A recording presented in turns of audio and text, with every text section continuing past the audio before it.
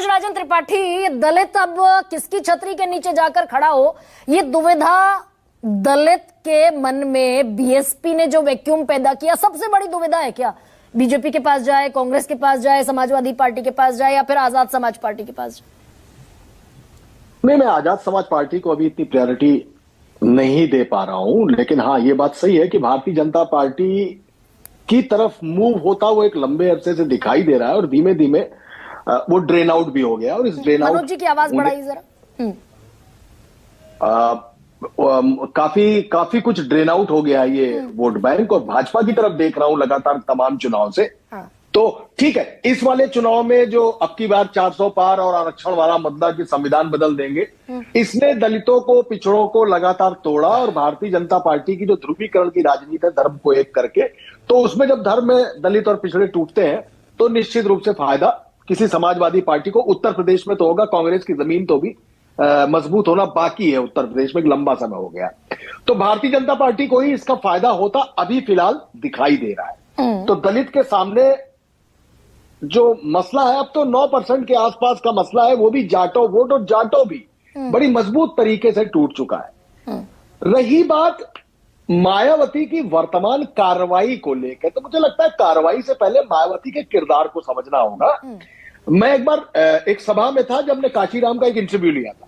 उस इंटरव्यू में मायावती बैठी हुई थी। काशीराम ने कहा, जब मैंने सवाल पूछा तो उन्होंने कहा, ये पूरी भीड़ जो जलसा आप देख रहे हैं ये कहां बैठी है? मैंने कहा तंबू में। तो उन्होंने कहा तंबू किस पे टिका है? मैंने कहा बंबू पे। तो उन्होंने कहा बंबू किस पे टिका है? मैंने कहा रस्सी पे। उन्होंने कहा रस्सी किस पे टिकी है? मैंने कहा खूंटे पे। उन्होंने कहा वही खूंटा हमारा दलित है और वही खूंटा मायावती है।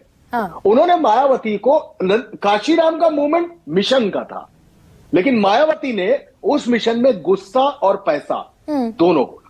आप गौर करिए, बाबू सिंह कुशवाहा, बाबूलाल कुशवाहा, दीनानाथ भास्कर, मैं संख्या गिना सकता हूं, उन्होंने 150 लोग एक एक करके काशीराम के नजदीकियों को निपटाया और काशीराम को भी खुद के कब्जे में रखा, भले ही उनका परिवार उनको मांगता रह गया हो। फिर आइए, जब उनकी सरकार बनी, अपने 22 मंत्रियों को लोकायुक्त की जांच में बर्खास्त किया।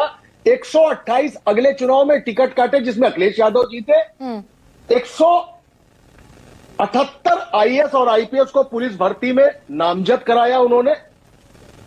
यह मायावती का अंदाज है कि जब उन्होंने, हम और शरद भी वहीं मौजूद थे, शरद जी भी वहीं मौजूद थे, उन्होंने नोटों की माला पहनी, हमने उस खबर को दिखाया, बड़ी प्रचंड खबर हुई। अगले दिन मायावती ने प्रेस कॉन्फ्रेंस बुला ली। मुझे लगा शायद आज मायावती माफी मांगेगी, लेकिन मायावती ने प्रेस कॉन्फ्रेंस के दौरान कोई प्रेस कॉन्फ्रेंस नहीं की, सिर्फ एक नोटों की माला फिर पहनी। यह मायावती का स्टाइल ऑफ पॉलिटिक्स है। आज आकाश आनंद है, आज आकाश आनंद नहीं है। और आकाश आनंद क्यों, आनंद भी ऐसे नहीं थे। आपने बहुत सारी बातें कही कि ये नेता चले गए, वो नेता चले गए, लेकिन एक रिमोट अभी है बहुजन समाज पार्टी का।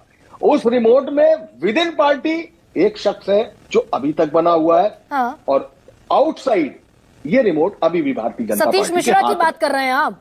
मैं बिल्कुल सतीश मिश्रा की बात कर रहा हूं। सतीश मिश्रा लगातार वो शख्स है जो अभी भी पार्टी में बने हुए हैं। और मैं हाँ, वो ठीक है, वो रिमोट फिर कहीं दाएं बाएं से जो आप कह रहे हैं संचालित हो रहा है, लेकिन दरअसल उसमें इस फैक्ट पर तो कोई प्रभाव नहीं पड़ता कि बीएसपी अब फिनिशिंग एंड की तरफ जा रही। तो और कह रहे हैं आप बेनिफिशियरी बीजेपी है, लेकिन बीजेपी जो बेनिफिशियरी थी वो भी क्या गुजरे जमाने की बात हो गई। 46 सीटों से घटकर अगर 29 हो जाए 84 में से, तो फिर नए बेनिफिशियरी भी पैदा हो गए ना इस दलित वोट के। मनोज जी देखिए, मायावती का अभी भी कोई भरोसा नहीं है। हाँ, वो जिस दिन हम लोगों को लगता है कि मायावती का भाषण कोई लिखता है, हमें लगता है कि मायावती का ट्वीट कोई करता है, नहीं, कुछ नहीं। जो किताब भी वो हर बर्थडे को अपनी जारी करती है जिसका नाम ब्लू बुक है, वो भी वो खुद लिखती है, ट्वीट भी वो खुद ड्राफ्ट करती है। मायावती का भी कोई भरोसा नहीं है, क्योंकि अपने भाई आनंद को अभी भी उन्होंने अपने करीब रखा हुआ है। ये टॉक बैक जरा बंद कीजिए पीसीआर। तो मतलब आप ये कह रहे हैं कि ये बाउंस बैक भी हो सकता है? इस मुद्दे पर एक तलाक होगा। ये तलाक अशोक सिद्धार्थ की बात कर रहा हूं, अशोक सिद्धार्थ की फैमिली से एक तलाक होगा, या आकाश आनंद का पार्टी से तलाक होगा।